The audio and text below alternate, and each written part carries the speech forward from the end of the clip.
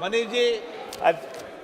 अध्यक्ष जी आपका बहुत बहुत धन्यवाद, आपने मौका दिया। कल जब मैंने ये बात कही कि 5-6 अगस्त 2019 को जो इस सदन में हुआ उसकी न्यू दिसंबर 2018 में रखी गई थी, तो माननीय गृह मंत्री जी ने उस पर आपत्ति उठाई।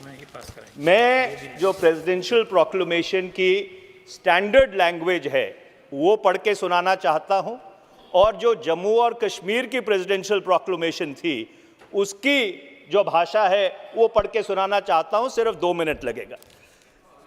जो स्टैंडर्ड प्रेसिडेंशियल प्रोक्लेमेशन है, और मुझे साथ की कॉपी मेरे पास मौजूद है, उसमें धारा 3 को लेकर स्टैंडर्ड लैंग्वेज है, so much of the proviso to article 3 as relates to the reference by the president to the legislature of the states।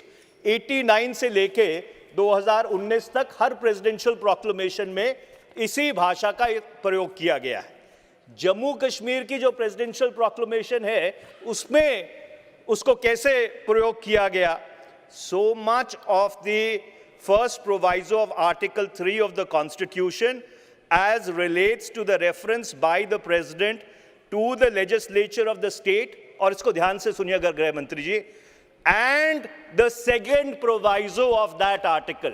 ये second proviso क्या है? ये second proviso ये है, जब धारा 3 में आप किसी भी स्टेट को रीऑर्गेनाइज करते हैं तो बगैर उसकी असेंबली को कॉन्फिडेंस में लिए आप वो रीऑर्गेनाइजेशन नहीं कर सकते। और इसीलिए मैं कह रहा हूं, जो आपने 5-6 अगस्त 2019 को किया उसकी न्यू आपने दिसंबर 2018 में रखी थी। एक बात।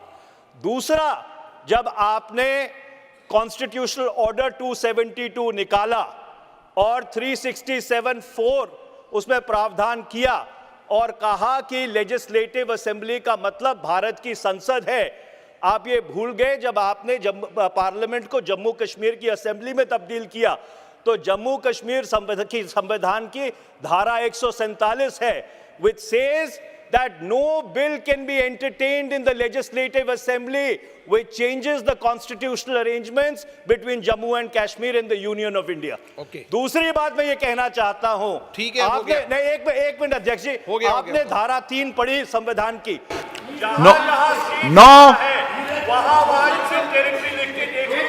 फिर भी आपके पास अधिकार नहीं है to convert a state into 2 union territories. मैं जिम्मेदारी से इस सदन में ये बात कह रहा हूं।